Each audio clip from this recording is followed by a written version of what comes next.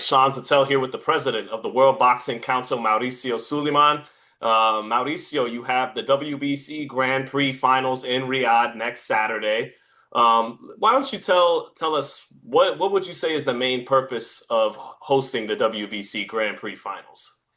The Grand Prix, the Riyadh season WBC Boxing Grand Prix was the dream of my father. He always wanted to see a professional boxing World Cup.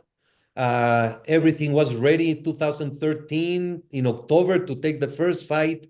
Unfortunately, he fell ill and eventually passed away, and the concept died. Last year, His Excellency Turki Al-Sheikh looked at the project and loved the concept, and we began. It has been an unbelievable journey throughout 2025.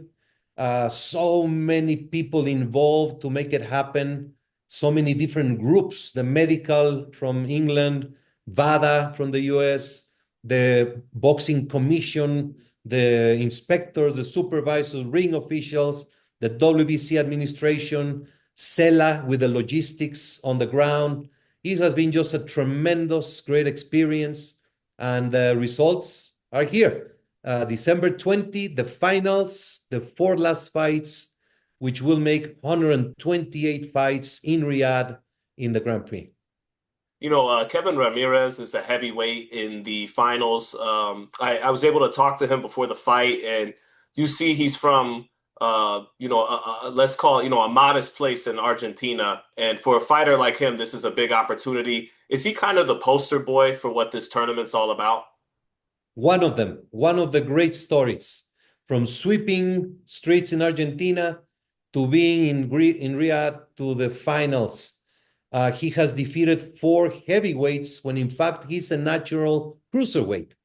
His heart, his determination, his wishes to buy his mom a house, and just every single moment has been magic in this tournament. There's a number of undefeated fighters with good knockout percentages in their 20s. Who would you say of the eight finalists are the most talented fighters competing and who have the best chance of fighting for a WBC world title at some point in their careers? I'm sure the eight of them have great potential of becoming superstars in the future. And there are several who did not make it to the final, like Troy Nash from the US, sensational prospect, very young. The experience got to him. That's why he's not in the final. But in reality, Carlos Utria from Colombia, great personality, punching power, chin. We have Camilli from Italy, unbelievable heart and skills. The fighter from Uzbekistan, Kasamov. I mean, every single one has a great potential. And as I said, several along the way did not make it. I was just with Hassam Handam in the WBC convention. He's from Australia. He won his first fight. He torn his bicep in the second round, still won the fight, but had to go under surgery and could not continue in the tournament. But he's an unbelievable prospect. So much talent coming out of the Grand Prix. Now, Mauricio, there's so many important and controversial things surrounding the WBC, and our time is valuable. And I want to give you a chance to address each of them, starting with the Grand Prix being in Riyadh. There was a time you did not want Bivol because of the war going on between Russia and Ukraine to compete for the WBC title until Turkey wanted that fight to happen between him and Beterbiev for undisputed. What would you say to why hold in that case Russia accountable for rights violations, but not necessarily Saudi Arabia? I'm not sure I follow you. When Russia invaded Ukraine, the WBC took a stance not to sanction any fights in Russia, not to rank any fighters in the WBC or compete for WBC titles, but left the opportunity for applications of fighters where they could have been born in Russia or had Russia citizenship, But they, for example, Beterbiev, who has been in Canada for 14 years, has a passport in Canada. His kids were born in Canada. Bivol is not from Russia. He's from Kyrgyzstan. So when they applied to fight for the WBC, we reviewed that, and that fight was allowed. So I'm not following you regarding the Saudi Arabia or the Russia matter. I understand. Now, there's a lot of, like I said, a few things I want to get to. Ryan Garcia will be fighting for the WBC welterweight title. Um, he's coming off a loss to Rolando Romero, and before that, a no contest with Devin Haney. You know, a lot of people are questioning how then is he able to be rewarded with fighting for the world title then, if those are his last two bouts. Thank you. Ryan Garcia case is very well known. The history with him and the WBC. We have been with Ryan for many years, always openly about the mental wellness of Ryan. When he won the interim, he vacated because he took a year off. And when before the fight with Devin Haney, the WBC was openly concerned about what was happening. We tried to make things which the commission and the promoters and the Ryan himself did not allow to happen, and then it happened horribly.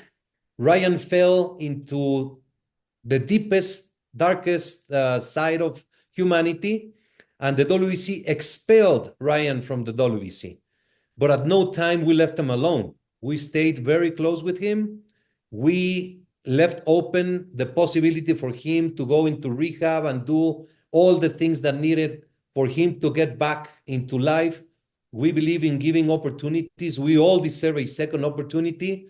And the WBC rules state that we can sanction a fight for the title if the WBC sees the case and approves the fight. So I understand what you may say technically about the not winning and not being ranked, but the WBC did look at the case and we voted in favor, just as we did with Pacquiao, who had not fought in 4 years, and we supported it. We took a lot of heat. At the end, Pacquiao did a great fight, a draw with Barrios that many people thought he won. And then Conor Benn is now ranked #1 in the welterweight division rankings. He hasn't fought as a welterweight in almost 4 years. So same thing. A lot of people feel that's a dubious ranking. For him to be ranked ahead of several fighters who've been competing in the division over the last several years, and he has not. So what is the justification for him holding that #1 ranking, Mauricio?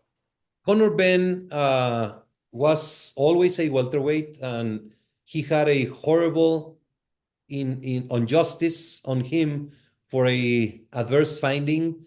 The WBC did a thorough investigation, cleared him, and still he was left out of boxing for a couple of years, and then he was cleared. So justice was done.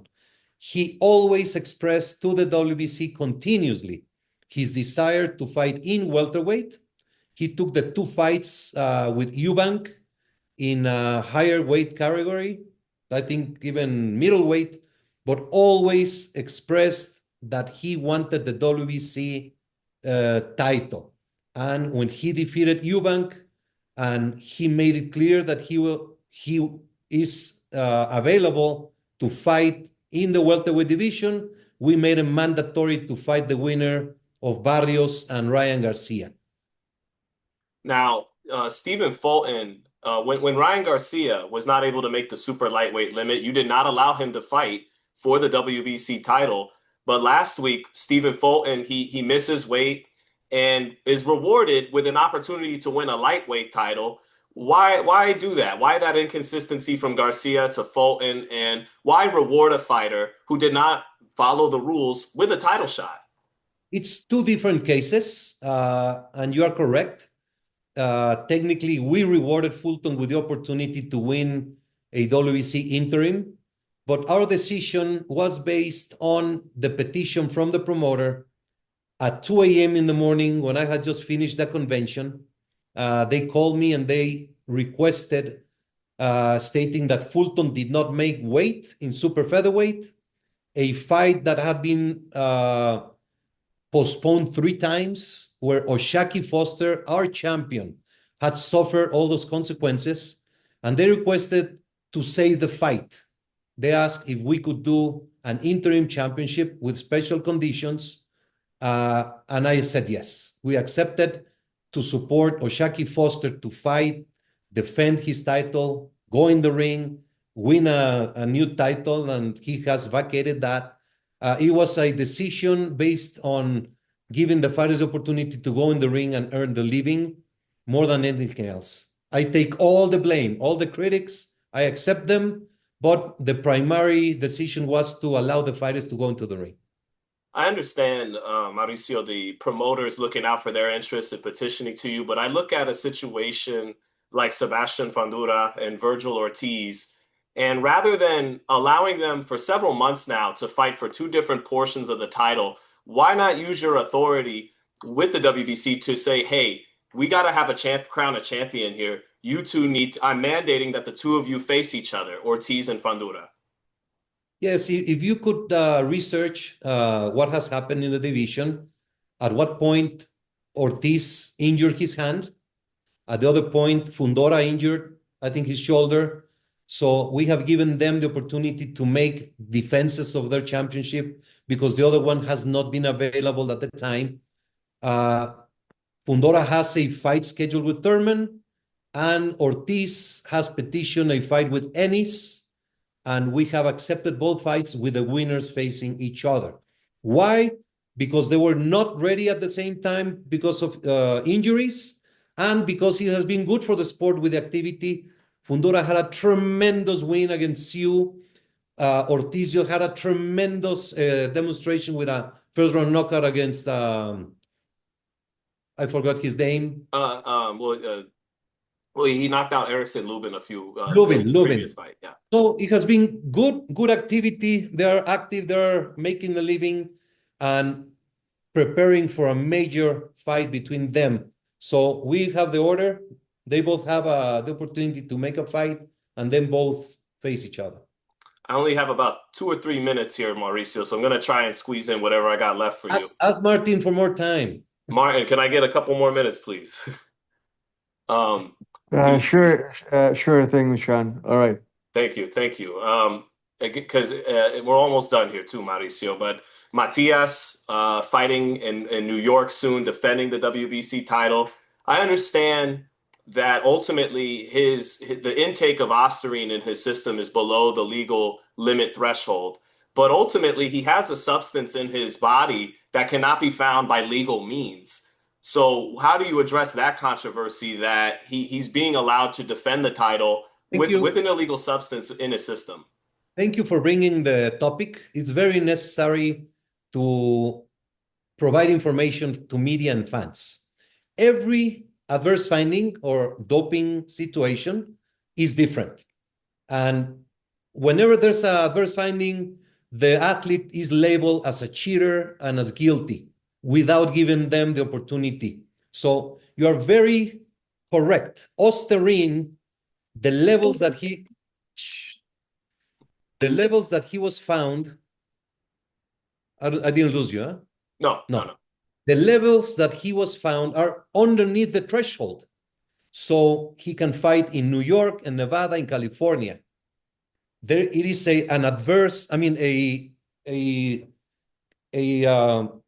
incorrect substance. It's not a legal substance. We did an investigation. He had absolutely open collaboration. We got all the supplements that he had taken, and it all turns that one of those supplements must have been contaminated. He is not at fault. The B sample that just came out public, 99.9% of the B samples come the same as the A sample. It's the same, 99.9%. And people think that it has been a new doping. It's incorrect. We just received a notification from WADA from another sample, which came negative. So if the jurisdiction has that substance as not illegal, or that case, he has a license, he can fight. We did the investigation on the clean boxing program. He was cleared. he will have a certain things that he has to comply with in probation, like mandatory testing, 1 year probation, blah, blah, blah, blah. And from now in, we're starting to be a much more strict protocol in the clean boxing program. There's so many cases that are coming from contaminated supplements. The fighters know that, and they have to be accountable for that. Whatever goes in your system is your problem. So we have been very lenient. Now we're coming up with a list of known supplements that are high risk of contamination. We're coming up with a list of supplements that are low risk, but anytime you put something in your body, you are going to be in danger of having a contamination. So we are addressing it. It's going to be a much tighter protocol. I understand we have spent so much money, time, and effort battling performance enhancing. So if there's we're the only organization with a program that has this as a priority, and we spend a lot of time, resources, and every time there's a adverse finding, is a nightmare. But Subriel Matias, it is completely unfair to tag him. He's completely clear, and the fight is going on January 10th. Last two for you, Mauricio, and I'm very grateful of this extended time you've given me. TKO right now, they were in Washington, D.C. about a week ago, and using, what happened with you and Terence Crawford and other matters with the WBC as ammunition to try to make the changes they want to make to the Muhammad Ali Act. So my question to you is, do you think some of the decision-making you've made over the years gives them ammunition, hurts the credibility of the WBC? And what is your response to them, who, again, are trying to weaponize certain decision-making you've done to change the Ali Act in Congress? Well, it's humbling that they attack the WBC. It means the WBC has the value. We are living in a world of anarchy, people trying to disregard the structures that exist and that work and that are legal. A fighter who has a fighting for the WBC championship knows the rules and must comply with the rules. It is very unfortunate that we're talking about money, about sanction fees, because now they're taking this and turning it into something that is not correct. Terence Crawford made a decision not to comply with the rules in the fight with Madrimov and then with Canelo, and he's no longer the WBC champion. I wish him the best. He's a tremendous fighter. He's a good person. I've seen him do social community work, and I wish him the best inside and outside the ring. But it is easy and popular to confuse a decision like the one that he took. He's the one that decided not to comply with the rules, and the consequence was to vacate the title. But it is so popular and so easy to attack a structure like the WBC with something that the fault is on the other side. And lastly, I understand you were quoted as saying a lot of this money, I think you said 225,000 of the 300,000 you were asking Terence for, it goes to the Jose Sulaiman Fund. And to your credit, Mauricio, I don't know if a fighter like O'Shaquie Foster, for example, would be getting the purses he receives without the tagline of being a world champion, right? So give you credit where it's due there. But why, to Crawford's point, what do you think does entitle the WBC to significantly more than what the other three bodies were asking for? And what exactly does the Jose Sulaiman Fund do for the fighters? Well, I think we should put and compare apples to apples. Terence Crawford made $50 million. The rules say 3%. That's 1.5 million. The WBC established 300,000, which is much less than 1%. And that is consistent with all great fights. You can ask any champion. The money that goes into the WBC, specifically for that fight, we need to replenish the Jose Sulaiman Boxers Fund because we give grants every year to many people around the world. We need to put money. So we were going to put most of those fees, the fees that we received from Canelo, were put most of them into the Nevada Community Foundation. And what we do, how good it is to help if you're going to go out and brag about it. That's horrible. We try never to mention the aid we give out of respect and honor for the person who is in need. Many people are shy and embarrassed that they have to request a grant. So we don't naturally come out and say the help we're doing, and we do it every day all around the world. Many thousands of cases that we have in our records. But how good it is to do a service and then go out and try to pretend that you are so good and you're the angel of the world. That's not correct. We do have many cases where we help, and we pride for that, but we keep most of them confidential. In those cases that we know that if we publicize it, other people will come out and help that case, we do it public. Has a fighter ever paid more than what you asked Crawford for? Just curious. Yes. I don't understand. More than 300,000? Mm-hmm. Yeah, bigger fights, Usyk and Fury, Canelo, those big fights. But why don't you see the fights where the purse is $100,000? The fee is $3,000. The WBC has many employees in the headquarters, many employees around the world. Every fighter that goes in the ring goes in with a life insurance that the WBC provides, with a medical expenses insurance. We have the clean boxing program. We have the WBC Cares Foundation. We have everything documented. We put everything out, but when you don't have a channel to advertise what you do and the actions and the activities and everything that happens, it's difficult because people don't see it. If I post something positive today, something nice, some action positive, it's going to get 10 likes. If I post a controversy or a horrendous matter, it's going to get hundreds of thousands. I understand we are not in a popularity contest. We don't care for being labeled as the good guys or the WBC, the savior of boxing. No, we care for the boxers. The only reason of existence for the WBC is the fighter, before, during, and after the years of glory in the ring.